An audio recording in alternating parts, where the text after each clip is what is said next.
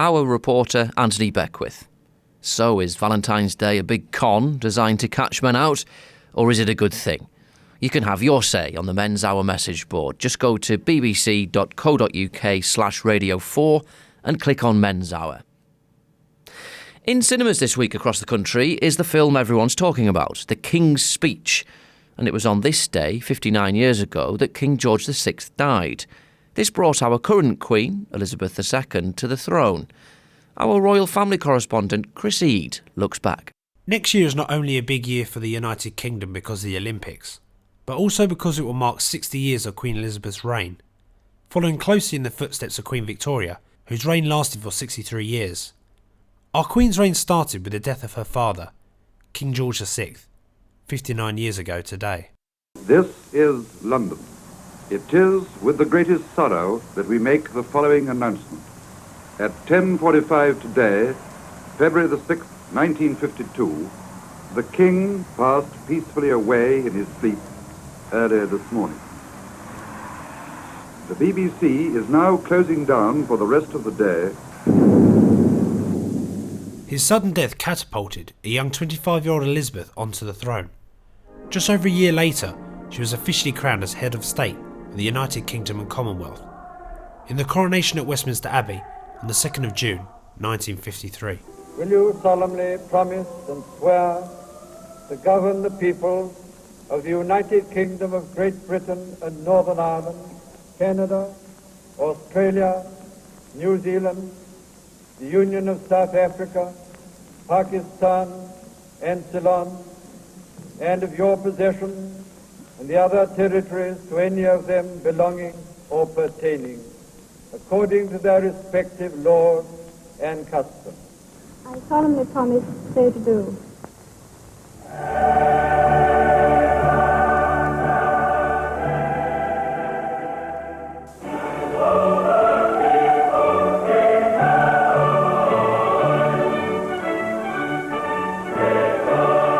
Her Majesty being now anointed, wearing the colobium sindonis and the supertunica or close pall of cloth of gold, together with a girdle of the same, is seated once more in King Edward's chair.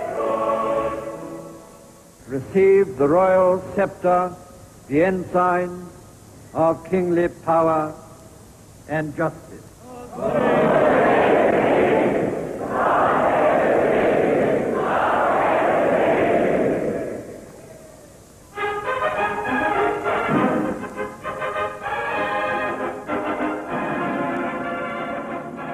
As we are all aware, this year is set to be a big year for the royal family, with the wedding of Prince Charles's eldest son, Prince William, who is to marry his long-term girlfriend, Kate Middleton, on the 29th of April.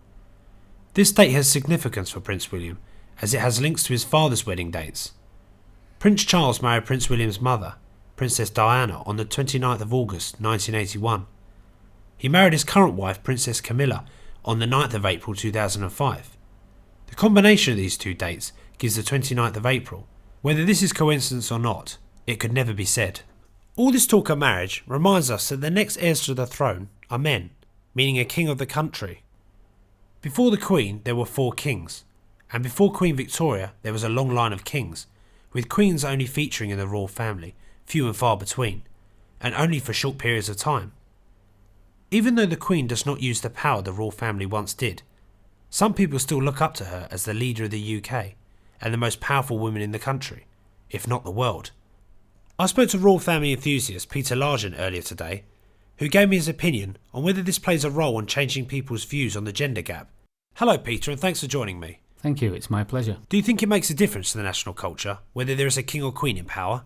To national culture, well, I think to the average person, I don't think it really makes any difference whether it's a king or a queen on the throne, because I think the average people are not so biased when it comes to male and female.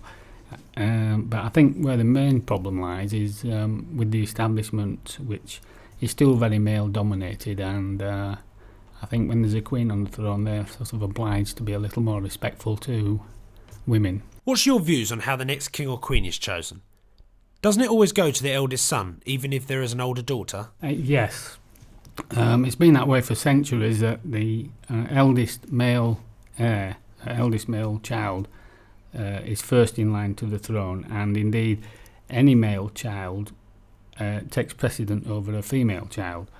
My own personal opinion is that we live in a world where we're moving towards equality for men and women, and I think it would be better if to reflect more what our society thinks and is moving, if it really went for eldest child first, regardless of gender. Could you tell what your views are on Prince Charles becoming the next king, and if he should sacrifice his role because of his remarriage? Well, I think it's quite right that he should become the next king. By the current rules of how you succeed to the throne, he is the first in line, and regarding him as a person, I don't have a problem. I think, yeah, a lot of people do have issues about Camilla, reference Princess of Wales, etc. But I don't find that a problem, and I think it should be. I think it's right that he should become the next king, assuming he's still alive when his mother dies. And finally, what are your thoughts on the big royal wedding this year? Oh, it's going to be a tremendous day. Absolutely brilliant. We've got these poor economic times. People are struggling for money and generally feeling a little bit down. But I think this is the sort of thing that can lift spirits, help us to help unite the nation. I mean, hopefully there'll be street parties and things.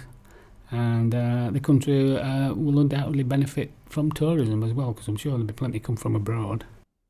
The royal family has for a long time been an area to question, and I think these questions will not be answered anytime soon.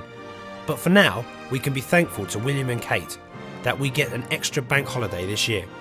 Whatever your views, I'm sure you will join me in raising a glass to that. That's our royal correspondent, Chris Eade. So, on April the 29th, will you be celebrating? Are you excited about the royal wedding? Or couldn't you care less? Again, you can have your say. Just go to the Men's Hour message board, that's bbc.co.uk/radio4, and click Men's Hour.